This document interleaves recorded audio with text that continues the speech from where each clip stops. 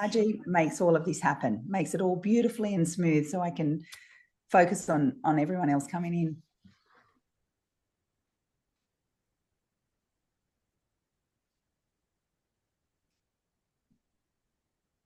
Beautiful. Hello, Virginia and Tom and Daniel and Stuart and Paul. As you pop into the chat bar. Where are you calling from? Are you Queensland, New South Wales?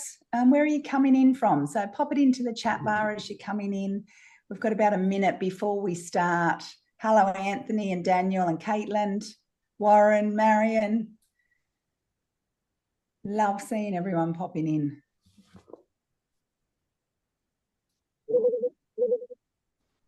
So pop into the chat bar. We're from South Australia. I was only there a couple of weeks ago, Marion. I heard that it's turned cold and you've had lots of rain.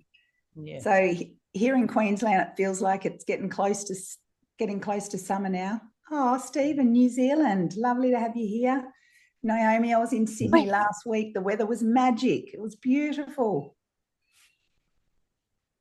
Newcastle. Hello, Anthony.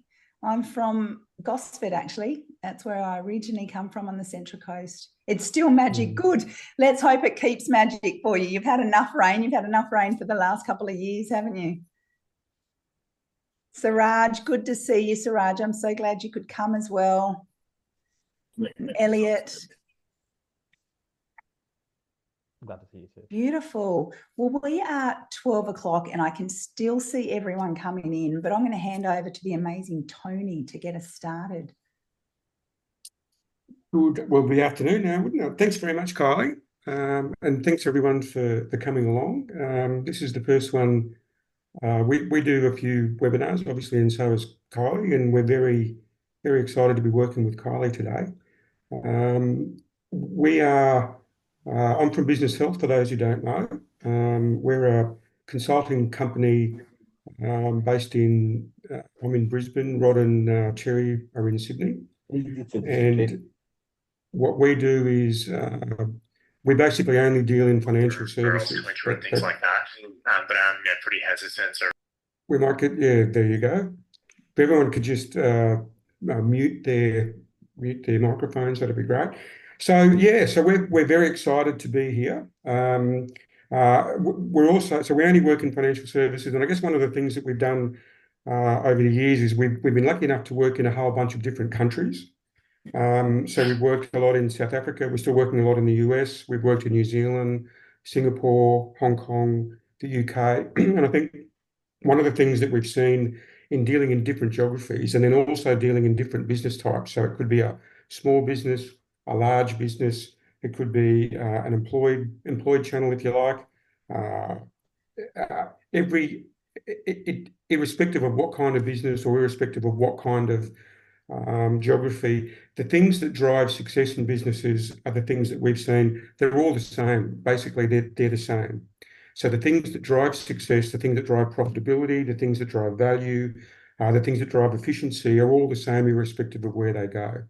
And one of the things that we've talked about over many years is obviously the idea around the value that financial advisors provide. Now, in all of those jurisdictions, if you like, in all of those geographies, what we know for an absolute certainty is that advisors provide significant amounts of value. Their clients love them, right? And we'll talk a little bit about that, but they provide an enormous amount of value. And then however, when it comes to articulating that value, sometimes there is a little bit of, it's not as easy to articulate the value as it is to provide it, if you like. We often say, as an example, when we're talking to people about the client value proposition, that sometimes or oftentimes there's two things missing in a client value proposition. One of those things is client, and the other one is value. And that's not to say that there's no value being offered. It's simply that oftentimes when on a website or a brochure, the advisor talks about what they do, not what the client gets. Okay, and that's what we mean by no client. If it's not about the value that the client receives, it can't really be a client value proposition. So I might just get you to go to this next slide, Kylie, if I can. So we've got a couple. We do love a quote now and again, and here's a couple of quotes that we think are really, really important. And these are things that again are tried and tested and well known. Price is what you pay, value is what you get. And a lot of people only concentrate on the price, on the dollar, not the value that's actually getting. And again, when people are talking about the price, when people are talking about how much it costs, they often forget about that value, and that's what we want to talk about today. Now, we do things around value, and we do different workshops and different things, but with the background that Kylie has, particularly around psychology, she takes a different view, and a very intelligent, thought-out view of articulating value. So we thought it was really, really important that Kylie's message get across, because it is a fantastic message. We go to the next slide, Kylie, please. So basically, again, what you can see here is we do a client survey, and basically it's a confidential anonymous client survey. And what clients tell us is this is what your clients tell us. Number one, is that delivering value is something that we're very good at. Next slide. Next, just hit the button there, Kylie. So at the top, we can see there is that business relationship and professionalism at the high. Now, that's over 60,000 clients have responded to our survey on behalf of their client. Down the bottom, however, around communication,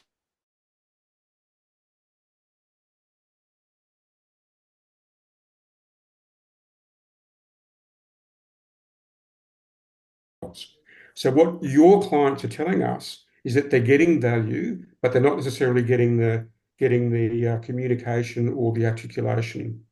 And very quickly again, next slide, thanks, Kylie. That what you tell us is that the average client revenue is $3,852. This is from our stats.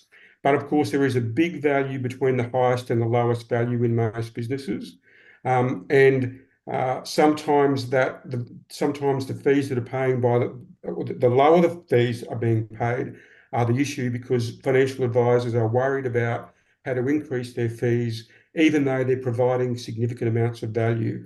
And there are only a third of practices that are doing that actually have a client segmentation model where they offer differentiated services for differentiated price. Half have a documented CVP. Next one, please. However, that CVP is not being communicated. Okay, so again, what we want to do is we want to talk today, and Kylie's going to talk about value. Again, she's going to give a fantastic perspective. And what we'll do is we'll come back later and talk about some of the other things that we might be able to do as a result. So Kylie, thank you very much, and over to you. Thanks, Tony, and lovely to see so many familiar faces. Anthony, I get to see you twice in a week. How amazing is that? Okay, so good to see everyone. I started in this industry 30 years ago, or over 30 years ago, but I'm sort of stopping at 30 because then I start to feel much older than I feel I really am. But the reason I started in this industry was because a life agent made a massive impact on my family's life. Okay, here's a picture of my dad. When I was 13 years old, my dad was diagnosed with cancer and given a very short time to live. He died within 12 months of that diagnosis.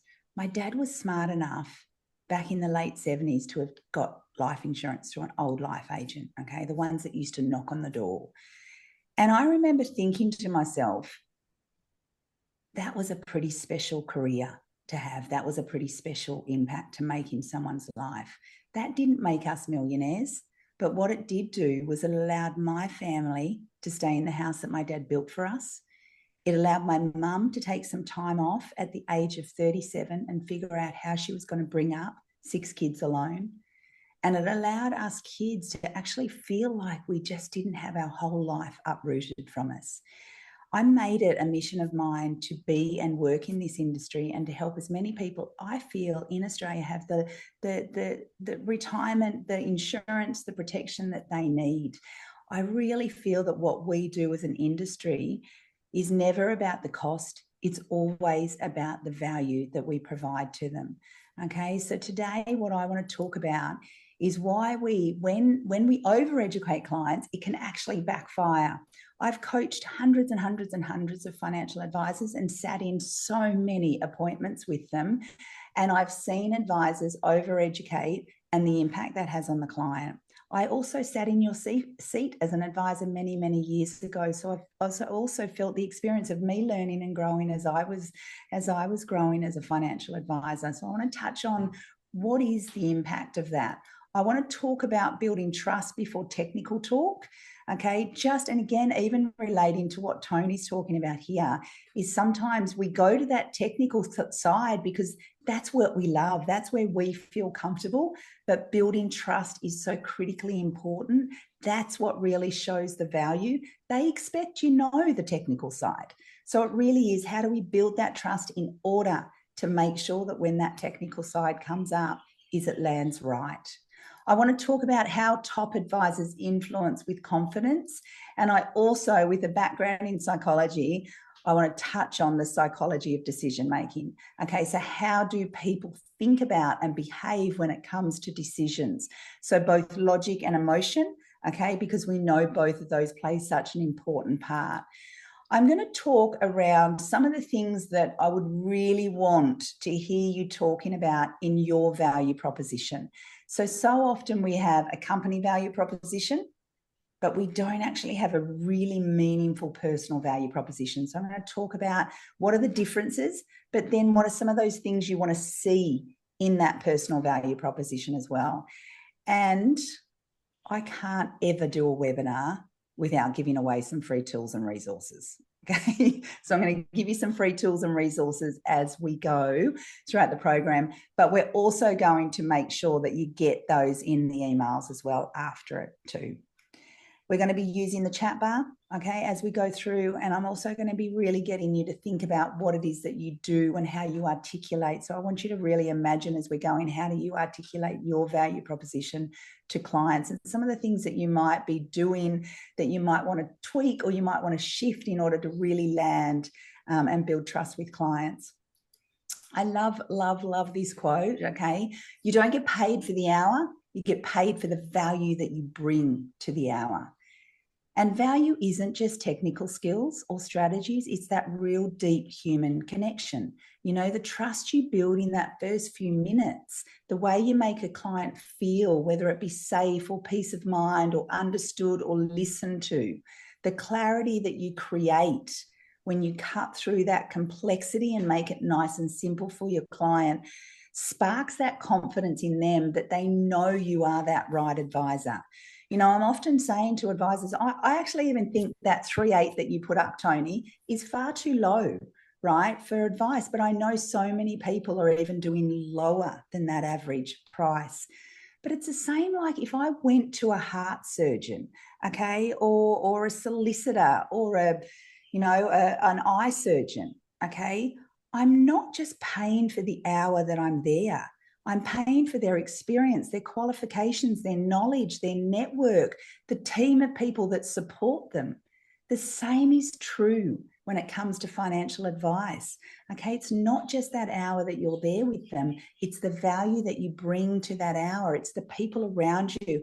I'm going to give you what I call the ecosystem of value that financial advisors bring, so that you can look at it and go, what are the parts of this ecosystem am I not actually really articulating very well to the clients? Okay, you have so much value that is outside of your normal 1 hour, 2 hour, 3 hour, 4 hour appointments or times that you see your clients every year. Okay, so let's just touch on, I want to touch on just the difference between a company value proposition and a personal value proposition, just so that we're all aligned, so that when we're going through it, by now, all of you would have a company value proposition.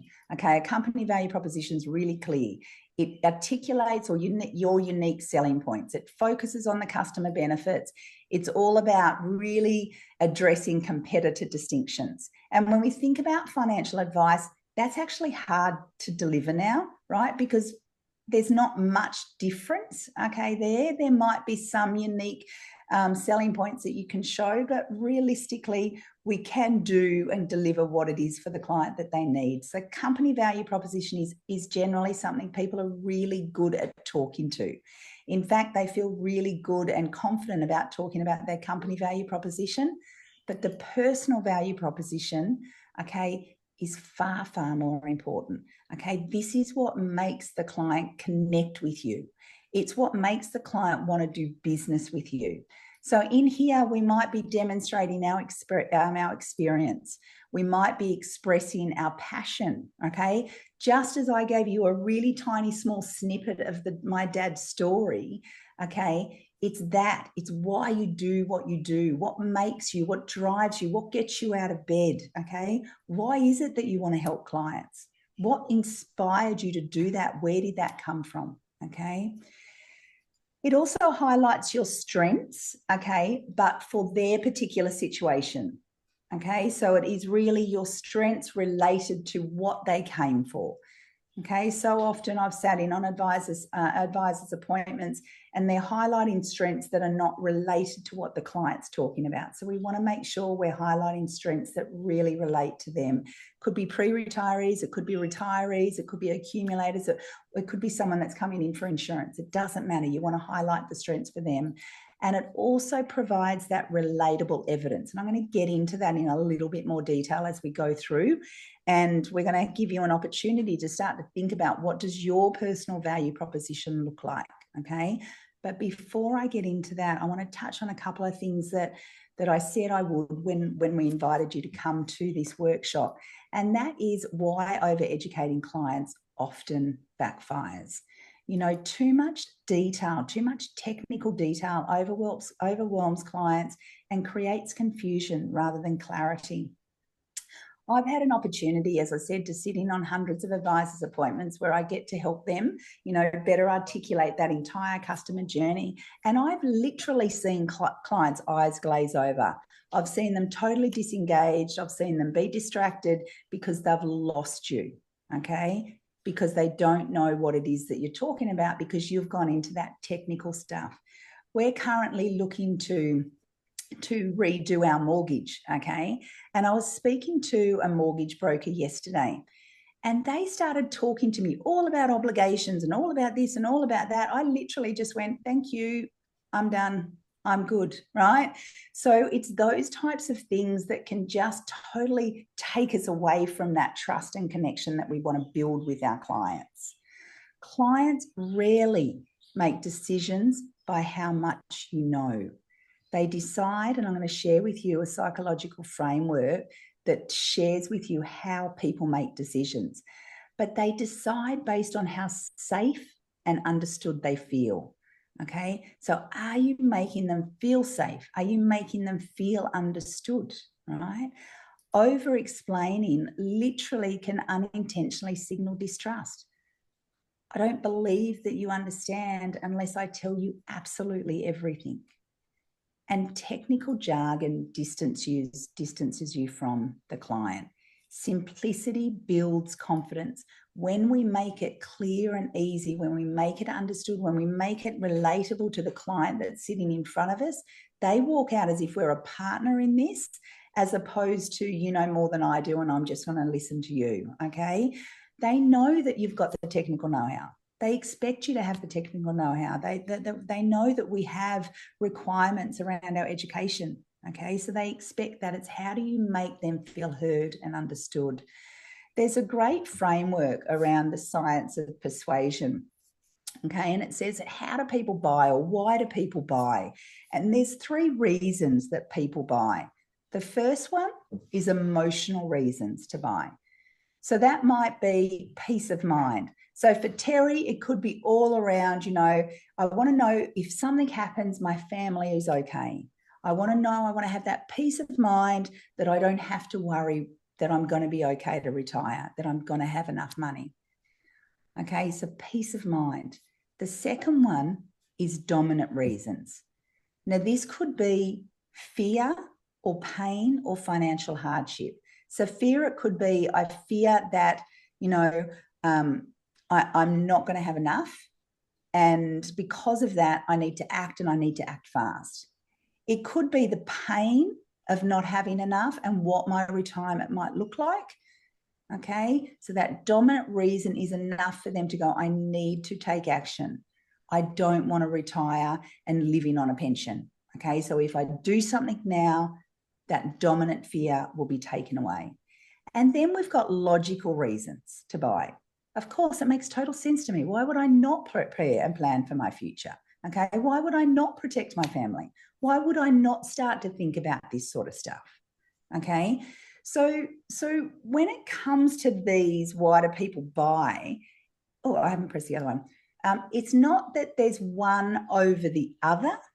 Okay, it's generally a blend, but what we do see is one is stronger than the other. Okay, so I might have a husband and wife sitting in the room with me. We might have the wife saying, you know, I just want to make sure I'm okay. I just want to make sure if something happens to you that I'm good, or I want to make sure the children get the education that I want. So you might have someone saying that real emotional, and then you've got that logical. You might have the husband, and I'm being general here, but you might have the husband going, of course, let's just get this done. This makes total sense. Okay, so when you're looking at your value, you need to be starting to think about what's the person that I've got in front of me, and how should I be educating them in order for that to relate to them. Okay, and how do we learn that? We learn that through developing our own emotional intelligence. Okay, we develop it through, you know, having that self-awareness, to be able to be present with them, to be able to pick up some of those triggers or things they might be saying or things they might be writing down. Okay, so I want you to open up the chat bar. I want you to let's do one first quick activity. Where do you feel you might be over educating your clients? Is it on the strategy? Is it on the markets? Is it on what is it? What is it that you feel like you might be over educating your clients? Is it around product? Is it around platform? Is it around, you know, returns? Where do you feel you might be over educating your client? The first thing I really want you to just be aware of is, could I be doing this, right? This is this emotional intelligence. Could I actually be over educating my clients? If it is, that's the first trigger to go, right, how can I step it back, but also how can I actually try and make it more clear and concise? Strategy talk. I love it, Ellen. James, lovely to see you. Markets and data. Now, that might be okay for some people, right? I remember seeing engineers or doctors, and that's what they wanted. So that's important. So that might be, but it's how much do they need it, right? So superannuation, absolutely, okay. Strategy, markets, strategy, too much tech terms. Who's that? Vivian, beautiful. Okay, so again, it's about that understanding of, am I over educating them on those things, right? The emotional intelligence comes when we stop, when we are talking, and we can really observe their body language, their eyes, how are they engaging? Are they sitting forward? What's actually happening in this space? So keep popping those down. Definitely strategy. Okay, good. So we know, and look, this is our jam. This is what we love doing. This is what we love doing. So we kind of think, oh my God, I love doing it. Therefore, they should love it too. But it's not the case. Okay. They just want to know that you can help them achieve what it is they want to achieve. Peace of mind, family, you know, legacy, whatever it is, right? So they're the things we want to let them know that we can absolutely achieve it through the strategy or through the data or through the markets or through whatever it is. But really what they really want us to do, and even Tony's slide showed that, is make sure you're talking to me. Make sure you're really articulating what it means for me. Definitely overeducating. Good, Sheila. Good. I love it. Right. For those that haven't put it in, I want you to reflect on that part yourself, because there will be things that you are overeducating. So how do we reduce our education in order to build trust and connection before you've even said anything technical? Okay, so trust is always built in the first moments. Okay, we know that we can build trust as we go on, but it's built in the first moments. It's your tone, it's your presence, it's the listening that matter more than the facts and the data that you're sharing them. It's that empathy, it's that curiosity, it's the small cues, it's the eye contact, it's the body language, it's that genuine curiosity with them. Tell me, I'm here for you, I'm not here for the product, okay? It's asking emotional questions, value-based questions. We run a full sales and soft skills training program for financial planners, and the power is asking questions that are related to their values before the money. Money is always linked to emotion and meaning. It's how do we make sure we get that emotion and the meaning from it? So often I'm always wanting financial planners to understand what's important to them and why is that important. It's probably one of the most important questions I get financial advisors to ask is, why is that important? What is important to you? Where did that come from? There's always a deeper understanding of that. So power of asking questions before giving answers. So, you know, in a framework that I work with financial planners on, the second part of it, the first part is building that trust and rapport, but the second part is all around discovery. It's asking those questions that go deeper than just that higher level questioning before we actually go to educate them on how we can help them. A lot of the time, financial advisors will ask some questions, then they'll educate, then they'll ask some questions, then they'll educate, ask some questions and educate, okay? And what happens from that, from a psychological perspective, is it feels like it's a bit of a ping pong, okay? I'm going forward and I'm learning and I'm going backwards and forwards. What we want to do is we want to stay in the space of discovery. It's a beautiful space to play in, and you get to find out much more about your client at that deeper level. And then once we have all of that information, you can go in and you can give some more information. It's about holding space, okay? And knowing when to be silent and knowing when to just hold that moment for it to land. It might be asking an emotional question and waiting for Anthony to answer, and then just holding that space for Anthony to feel like what it is that we just talked about. It might be, you know, James telling me a story about his family, or telling me a story about, you know, what happened when he was growing up and why this is so important to plan now. It's about holding that space. So often we don't like silence, right? We feel like we need to fill that silence.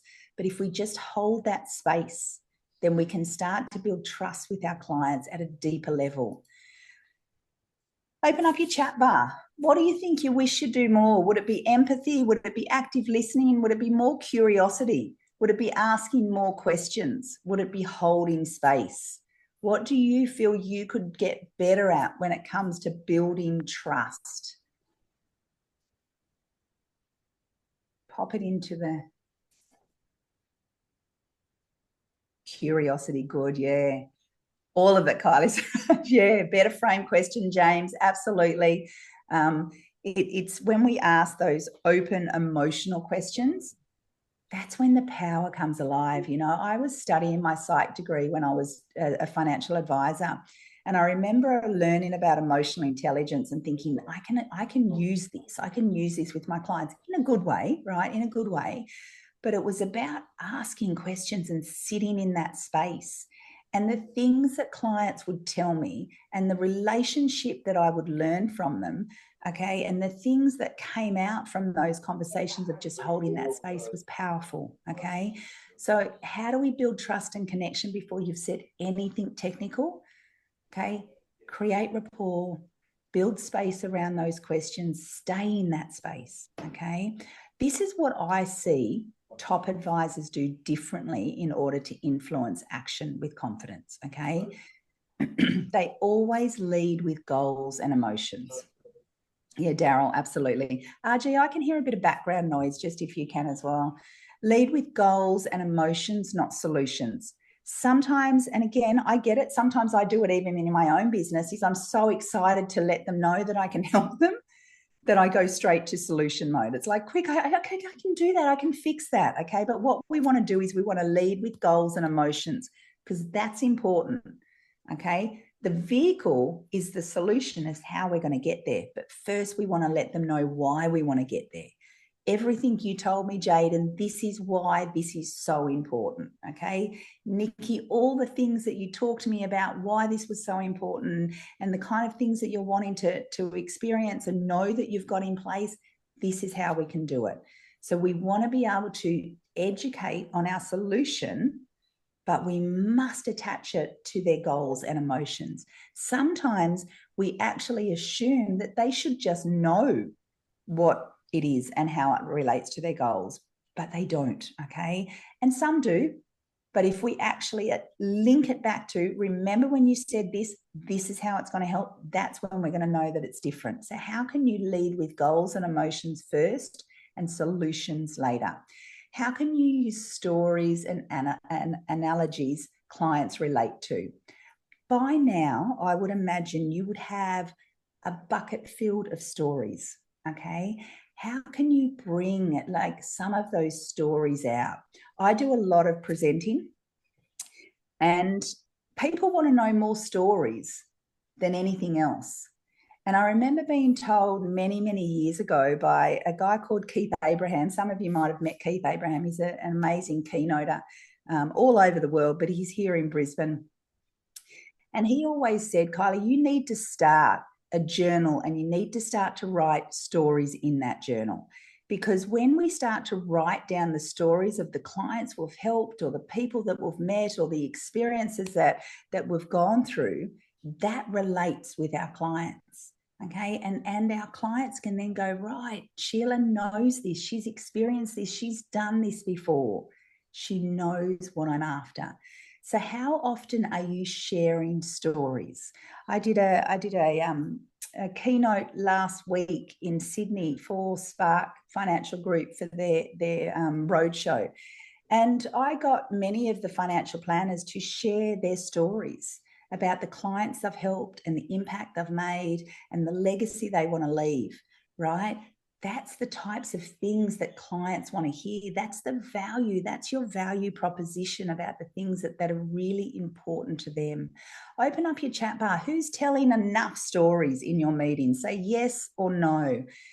If you know you should be thinking about more stories, take some time, grab a coffee, grab a tea, sit down and think about the stories of the clients that you've worked with, okay? Those stories need to be shared, because then when they feel that they can relate to them, then you are the advisor for them. Give clear, simple next steps, okay? It is really crystal clear, and after we've met today, this is the next steps that we're going to do, okay? There's no confusion with Anne. This is what's going to happen. Lots of stories to share. Beautiful, Stephen. Stories are powerful. We've been telling stories since the test of time, right? In tribal days, okay? Everyone loves a good story. Listen more than you speak. I saw Daryl put use 2 ears and 1 mouth in proportion. It's the same in this situation. I see financial advisors that are just listening more than they speak, okay? Open up your chat bar. What's the one area that you go, I need to get better than that? I need to talk about goals before I talk about solutions. I need to use more stories. I need to be clear, concise at the end. I need to listen more than I speak. We talk about this from active listening, okay? Active listening is listening to hear, not listening to respond. So often we're listening to respond. Beautiful. Keep popping into the chat bar. What is the one area that you know you need to focus on? Oops, sorry. Last one is they guide, they don't lecture, okay? So how is it that you can guide clients through that journey? Beautiful, Naomi. I love that, okay? That means other advisors can now share other stories that they hear, so they don't have to be all of their stories. And sometimes the younger advisors say to me, Kylie, I don't have enough stories yet. So speak to others that have got those stories and use those stories, okay? There are so many stories out there. But remember, I think the most important thing to remember is that they are all human first, okay? So we talk a lot about the human connection, and there's so much research out there now that is saying people want to feel connected. They want to feel like you and them have a tight relationship, that you understand them. They want to be that circle of 5 people that you would call, or they would call, if something went wrong. You want that, okay? The psychology of decision making and why logic never lands without emotion, okay? I always think about, you know, most of the time, most of the people that we're seeing are doing this for their family or their future, okay? So logic never lands without emotion. Emotions always drive decisions before logic do. So how can we create that emotion? Not through fear, okay, but create that emotion of what it would look like if they were achieving the future that they wanted, okay? So not fear-based, but emotion-based. Reassurance unlocks action, fear blocks it, which is exactly what I'm talking about, okay? So how do we reassure them that we're on this journey together with them? How do you reassure them that you've got this, that you know what you're doing, that you are absolutely experienced in this space? You've helped so many clients do exactly what it is that they're after. Clients buy peace of mind, not numbers and models. And stories and visuals spark emotion. So how can you, you know, even have some of their pictures up so that you can share and spark some of that emotion? I know many advisors now that are using AI to, you know, take the core data out of their SOA and put it into a PowerPoint deck like this with pictures to spark emotion and create stories and visuals about what it is they're going to do, as opposed to looking at a 70-page SOA. So even about how you're presenting this is critically important as well. Emotion plus logic equals real confidence. So I just want to remind you around the science of persuasion, okay? So that when you are with your clients, you are starting to consider, where is this person coming from?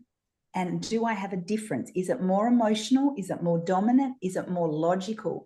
And then if it's one of those 3, how do I make sure when I'm talking about the benefit of advice, or the value of our advice, that we're tapping into those 3 different areas, okay? And the more dominant area for them.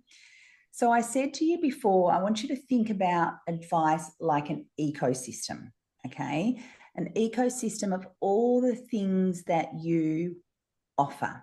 When crafting your value proposition, it's so much more vital to view it more than just a yearly or a bi-yearly client meeting. I want you to think of it like an entire ecosystem surrounding your guidance and advice, just like a consulting doctor, or just like a consulting specialist, okay? You know, just like that cardiologist that I said, you're not just compensating them for the time in that appointment, okay? You're investing in their wealth of experience. You're investing in their time, their education, their deep knowledge, their specialized expertise, all of that, okay?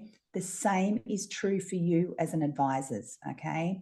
So when I think about the ecosystem of financial advice, it is all of this. This is what you offer, okay? We're going to share these, so you don't need to worry about, share this slide at least. You don't need to worry about taking a snippet of it, because you will get it in our emails.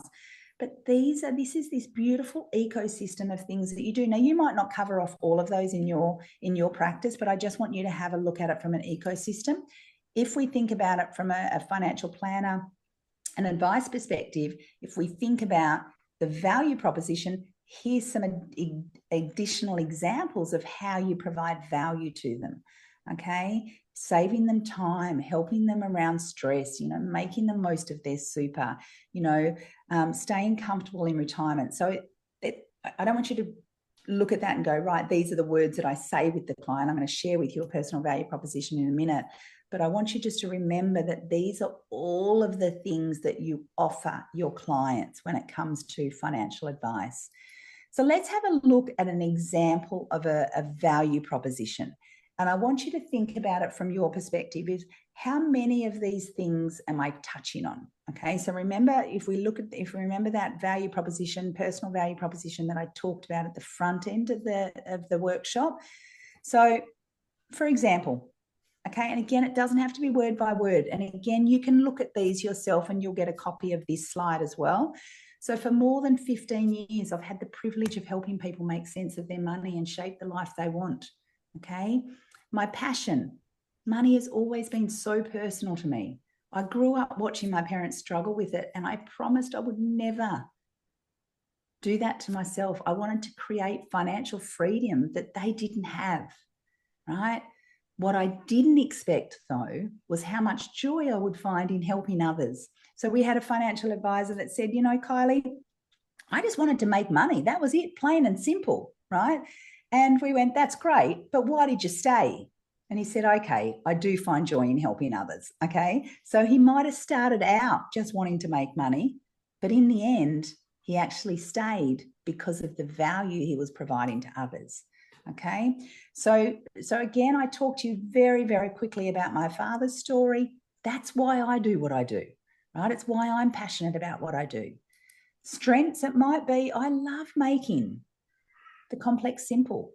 I love taking something that feels really overwhelming for so many of my clients and breaking it down in a way that just makes sense. My clients feel like they're heard. I feel like they're understood, they're supported. And that truly is the highest compliment that I can get. Okay. And then the impact. Okay. And you don't have to say all of this, but what I want you to do is start to think about, am I touching on some of these things when I'm actually talking to my client? Now, you would notice when I'm talking that my tone goes up and down, okay, especially when I'm passionate about something, when I'm strong with something, or when I'm, talking about my experience. The same has to come from you too. They have to feel that same sense. I was running a communication workshop this morning to a group of leaders, and we were talking about that. You don't want to just say it in monotone. You want to make sure that the energy's there, the passion's there, that you're really talking to those strengths. The impact, I've seen the difference this approach makes. Clients feel more secured, they feel more empowered, and they're retiring earlier than they ever thought possible. Okay. I remember this one financial planner that we were working with many, many years ago. She talked about, when we said to her, what do you do? She said, I help save clients tax. I save for their future so they can retire easy and just have that peace of mind. And we're like, okay, that's a bit boring. Okay, true, but boring. Okay, and when we looked at really what does she do, she was a country advisor. And when we really delved deeper into what it is that she did, she actually helped farming families protect and grow their wealth so that family farms could stay in the family today, tomorrow, and for generations to come. And then a longer one was her work is more than financial strategies. She partners with farming families to safeguard their legacy. She structures their finances. She puts succession plans in place and investment so the family farm can thrive through every season and be confidently passed down to children and grandchildren. Now, that's a value proposition. If someone said that compared to that, who would you go with? You would absolutely go with the second one, right? So it's how do we create a value proposition that is going to drive people to want to do business with you? Okay. And when you share your strengths, your experience, your passion, then that's when people are connected. I'm going to pause for a moment. Tony, do you want to add something here about, because I know you often talk about the client and the value there. Well, I think what we see happen oftentimes is, again, when people are exactly like you said, Kylie, when they're talking about what they do, they talk about what they do. You go to a website, right? You go to any website and they talk about what they do, not the value that they provide. It's interesting, and for those of you who have been around for a while, as we have been, we used to work with a guy called Malcolm Payne. Malcolm Payne was an AMP life insurance agent back in the day, and he was fantastic bloke. He was the greatest agent AMP ever had. You know how I know that, Kylie? Because he told me.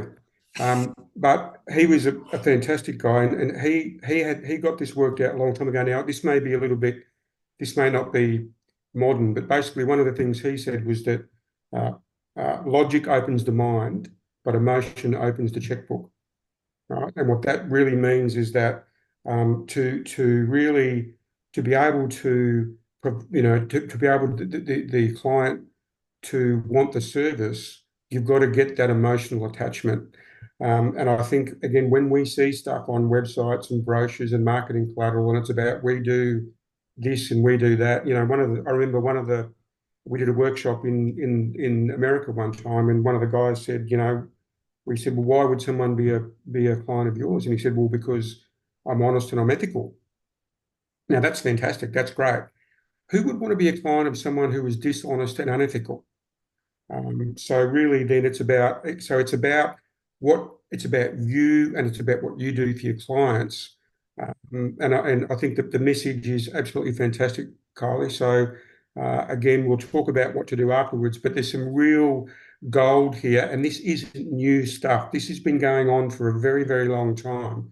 So please listen very closely to what Kylie's got to say, because there's some gold there. Yeah.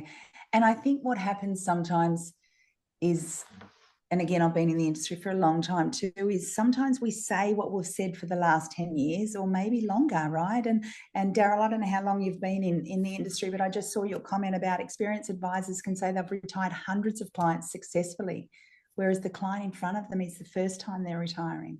Okay, so sometimes it's about, I work with experienced advisors and new advisors. It's about sometimes tweaking what we need to do. So for all of those ones that are really experienced and going, I kind of do this. Is there a tweak? Is there something that you can slightly shift that's going to just drive that power more, that's going to connect with the client on an emotional level, that's really going to show your passion and your desire and your why you do what you do, right? People buy with us. People stay with us because they like us, they trust us, and they have confidence in us. So how do we build that with them?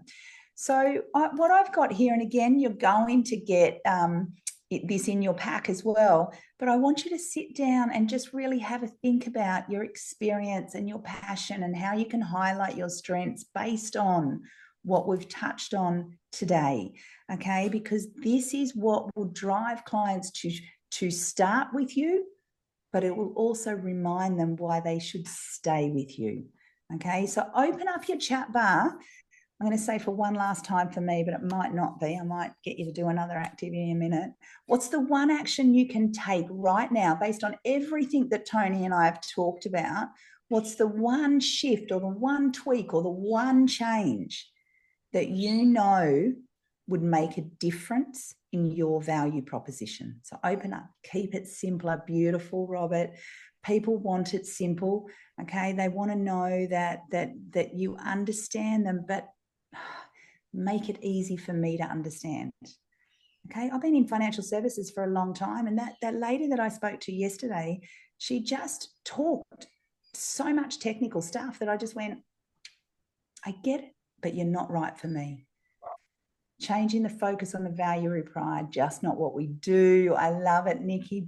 Beautiful, Naomi. That's exactly what I want you to do, is show that vulnerability through your own story, okay? My story goes for a lot longer than that. I've got many other stories that I share in financial services, but it's powerful, right? And I used to share that story. I used to do a lot of insurance. I'm extremely passionate about insurance. And I used to share that story about my father because that's why I do what I do. I want to make sure that other people are not left in that same situation as we were, as so many families were as well. Beautiful, Brad. Tell them more. Okay, good. I want you to keep thinking about what is that one shift that you can make that's going to make a big difference to you, okay? So I just want to recap, and then I'm going to get Tony to come back on again, and then I'll come back on as well. Build connection first, human connection. The power is in human connection. I run a workshop where I talk about, the future generation. We know we're going to have this massive transfer of wealth going down to that younger generation. And we know that they don't want to be communicated or even educated in the same way that we have been communicating and educating clients for years to come. Okay, we need to shift our way in which we're talking to our clients and communicating with our clients. It's the same with leadership, okay, where for the first time in history, leading 4 generations, okay, and all of them want something different from us, okay? People are far more complex than what they ever have been before. So always remember, build connection first. The second one, which I see many of you have popped in there, is communicate value in a simple, repeatable way. And then finally, appeal to emotion before logic, okay? Remember the psychology, emotional, dominant, and logical reasons, okay? We want to touch on all 3 of those as we're going through that. So keep popping into the chat bar. I'm going to pass you back over to Tony for a moment for his key takeouts. Fantastic. Thanks, Kylie. I'll get you to just hit the next slide. I think one of the things where I thought you were going to go there, Kylie, was I think there was an old saying that says that people don't care how much you know until they know how much you care. Yeah. And I think that's something that sort of stuck with me for a long time as well. So look, what I wanted to do is I think there's some absolute gold there that Kylie's gone through, and the way that she approaches things is fantastic. I've always been as the guys in our business will know, Rod and Terry, I like to think I'm a bit of an amateur psychologist, Kylie, but there's nothing like the real thing. So I think as an action item to go through and if you haven't developed one, to revise your CVP, refine your CVP, whether that's your personal or your business. I think that's really important. Now, one of the things again that we see again, and we're all about the practical, right, is that having a CVP is really great. And oftentimes when you go through this pain, if you like, and it can be a very painful experience to talk about all this emotion stuff. It's much easier to talk about the logic stuff. It's no good going through the pain of developing a fantastic CVP if no one knows about it, right? Now, obviously, a lot of the stuff that Kylie's talked about today is about clients and dealing with clients, which is really important. But it's also really important, I think, as mentioned in the chats today, it's also very important that staff understand what the CVP of the business as well. I'm reminded we've done a practice of the year competition in Australia and overseas for many, many years. And I'm reminded when we were in South Africa, and we went to a practice. Again, this was a practice of the year, so we're talking a really fantastic practice, and we talked to the principals of the business about what it is that they did, and they had this. They had a background in life insurance, as many South Africans do, and they talked about the stuff that they did. Again, Kylie, the stuff that you talked about, the client stories and how they help people, and delivering a check to a widow or a widower. Was just fantastic. And they had this great story about what they did with clients. Then we went downstairs and asked the head of administration what they did. And what she said was, we sell life insurance. Right? Now, is it wrong? No, it's not wrong. But it didn't sell the value. And what the really interesting thing is that head of administration was the child of the 2 principals of the business. Right? So if the children of the business don't get the message, it's going to be very hard for everyone else as well. We also do a lot of staff surveys. So we will survey the staff members of a business, and oftentimes we ask the question, what is it that you do? And the answers that come back are very often things are the stuff, not the actual outcome of the client. So to get the CVP and to make sure that that your staff understand what it is makes it much easier then to understand not just what you're doing, but why you're doing it and the outcome of doing it. And we've seen that can help a lot. Referral partners as well. I think a lot of time, when your referral partners understand not just what you do, but why you do it and the outcome to clients, they're almost selling you to the client before you even get there. So if you ask yourself the question, what does a referral partner, an accountant or a lawyer or a mortgage broker, what do they say about what it is that you guys do to their client, to your prospect before you get there? They can make it much, much easier for you to go in and explain what it is that you do. So explaining that is really, really important. Now, the other thing is that as I mentioned before, we do a client survey. 60,000 clients have done it. And one of the things is that to be able to package up the great feedback that you get from those clients, to explain again back to your staff and to your referral partners, the real value you're providing clients in their clients' own words is really important. 3, deliver the value. And again, we're going to go right to the next one, Kylie, because that always happens, I reckon. The next one is ask your clients what they think. It's impossible to know what you've got to do to change or what your clients think about the service that you provide without knowing what they think. And if you do it anonymously and confidentially, that means that they're going to be more honest with what it is that you do.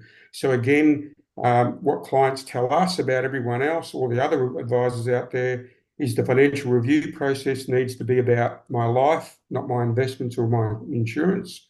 And the communication has got to be to me. It's got to be to me. It's got to be personalised, and it's got to be on an ongoing basis. But again, how do you know what's working? How do you know if your clients are getting the message that you want, unless you ask them what they think? So an outcome of this is we're going to be offering client surveys at a discounted price. So please think about that. And again, the last thing, sorry, Kylie, just one. The last one there is understanding average fee around 3,800. There's a lot of people that are providing more money and a lot of people that are providing less. They need to be getting value for money, and you need to be making money, profit margin, all of those. So please go through that client segment process as well. Again, next one, Kylie. So we do a whole bunch of stuff there. We encourage you to have a look at our website for those of you who don't know us. The client survey, client-based analysis. There's a whole bunch of stuff there that we do, and we'd be delighted to help anyone. Even if you just want to have a chat, we'd be delighted to have a chat about where it is that we can help you, where you think you've got the problem. Thanks, Kylie. Yeah.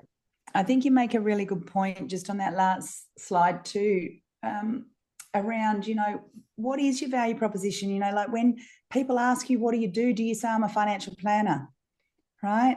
Because that's what this other financial planner was saying. She was a financial planner, whereas she's more than that. You're all more than that, okay? So when she started talking about saving family farms for generations to come and children and grandchildren, then that's when referral partners that provide you with referrals, okay, or other business partners go, oh, it's a trigger for them. You own a family farm, you've got to go and see Anthony. You've got to go and see Matt. You've got to go and see James, okay? So please, you're more than a financial planner, and that becomes your value proposition. It's kind of like your elevator pitch. So think about it from that perspective as well. For those that I am not connected with, and I know I'm connected with a lot of you, I would love to continue to be connected with you. Please reach out and connect with us if this resonated with you. And if you know that, connecting with clients on that deeper emotional level, asking better questions, overcoming objections, those true sales and soft skills, okay, then reach out or scan the QR code there and find out a little bit more about our programs. We also have some exclusive bonuses for the people that come within the next 48 hours that want to talk around some of the programs that we offer to financial advisors to spend some quality time with myself and my team as well. So if you want to find out more about our sales and soft skills program specifically for financial planners, then please reach out. But we are close to time. So I will open, if there's any questions at all, please pop it into the chat bar or take yourself off mute now. Terry, Tony and Rod and myself are here to answer any other questions for you. So thank you so much for taking the time to continue to develop yourself and to grow yourself. You know, financial planning, like leadership, is a journey. It's not a destination. We constantly should be refining our own. So thank you so much for coming today. Questions? I'll pause. I can talk about this for days, can't I? So I'm sorry.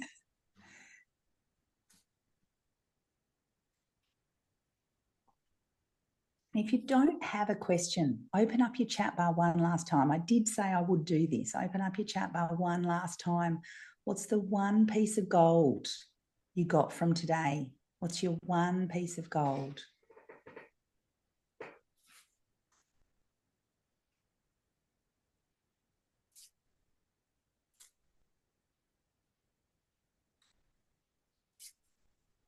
Certainly wasn't a keyboard, Kylie.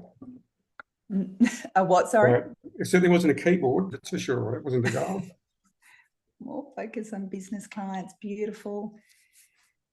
Yeah, absolutely. Business vision, not the tools. Don't overthink it. Absolutely.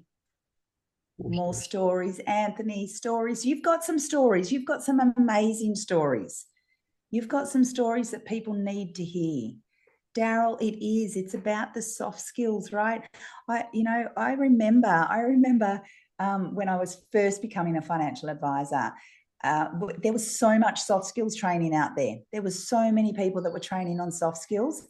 And then all of a sudden we became so focused on compliance and processes, and we lost that connection. We lost that ability to connect. And now I'm seeing this real big need, especially in the insurance space, to actually get back to some of those soft skills. We know that people connect with the people, right? So we have to be able to connect with them. James, focus on the value provide. Visual aids are great, absolutely. You know, you can use so many tools to create some of those visual aids as well. Beautiful. My pleasure. Love it, Narissa. Good on you. Yeah. Yeah, and they will help during those interviews as well. What we do know is 70% of the population is visual. Okay, so the more that we can attach some of our auditory and our kinesiology with that visual, it'll just allow that information to be retained. Okay, so they're not just visual. Most of them are visual with auditory or kinesiology. So you want to give them something to touch, but you do want to make sure that you are giving something visual, considering majority are like that. People, yeah, absolutely. Beautiful. I think, Kylie, the really important thing here is to do something. I mean, I think a lot of people will look at this and think, yeah, I'll get to that. It's really important to do something, very important to practically do something, and you'll see the benefits of it. Yeah, because you've just spent an hour with us, and people would say to me, Kylie, knowledge is power, and knowledge is only power when we do something with it. Okay. I know so many people that have read amazing books, listened to amazing podcasts, gone to amazing seminars, but do nothing with it. Okay. So knowledge is power when we take action. Okay. And I don't want you to walk away trying to do everything. I just want you to do one or two things, one or two things that are going to really land and that are going to make a difference for you. Thank you, Tony, Terry, Rod. Thank you, Kylie. And thank you, everyone, for spending the time with us today and continuing your growth as a financial planner.